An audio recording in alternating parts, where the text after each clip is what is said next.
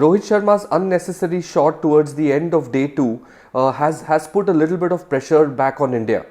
They were going really well and actually were in a position that if they had batted for the next 2 or 3 hours without losing a wicket, they could have actually put the pressure back on Australia, but it was not to be.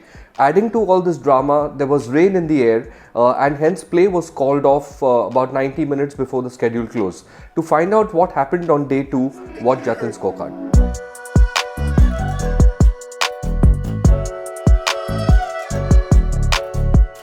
India's newcomers, that's Shardul Thakur, Washington Sundar and Natarajan, shared 9 wickets amongst them, and this is a really big thing for India in terms of grooming youngsters and bringing them onto the international stage.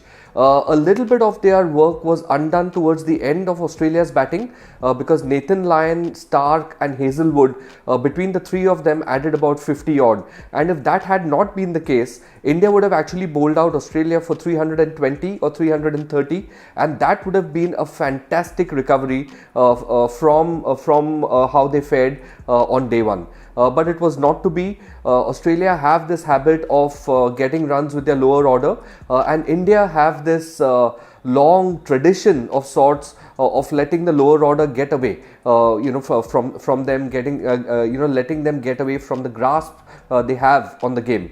I think here is where Ajinkya Rahane missed experience, and when I say experience, I mean Jasprit Bumrah.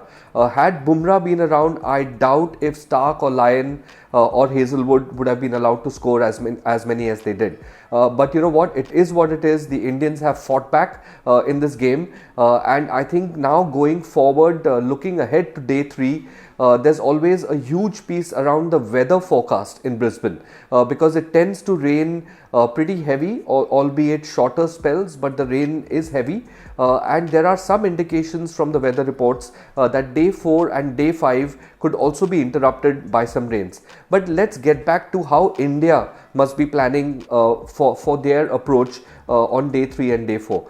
I think the stage is set for a Cheteshwar Pujara marathon. He loves batting for long hours, and he will hope that Rahane and Pant and Mayank Agrawal bat along with him. But I am pretty sure that Cheteshwar Pujara has set his mind and set his heart out to bat all of day 3. And if that happens, India will be in a really good position. But there's a lot more cricket waiting on day 3 for that to happen. Pat Cummins, Hazelwood, Stark and Lyon, Cameron Green looked good today with the ball as well. They will all be wanting to get Pujara out. So essentially tomorrow all of Australia's focus, all of Australia's attention will be on Pujara, because they realize that if they don't get Pujara out, here is a guy who could bat for maybe a day and a half without batting an eyelid. I'm going to say a few words about Cummins again.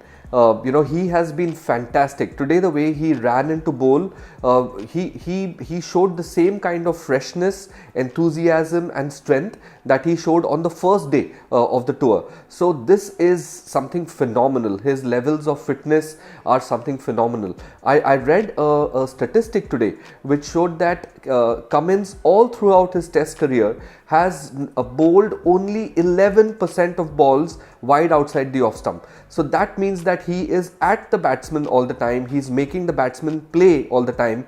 And as the old adage in fast bowling goes, it's that you have to make the batsman play as many amount of time as possible. And Cummins is following that to the T. I'm reminded of an English county and an English international bowler from the 1970s called Mike Hendrick. Mike Hendrick had that kind of accuracy that he would actually treat his teammates to a pint of beer at the end of the day if he bowled a half volley during that entire day.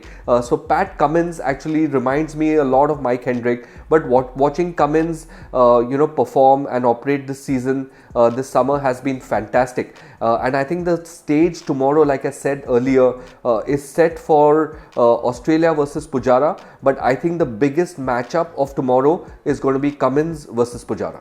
Keep your thoughts and comments coming in. It's great fun replying to all of that.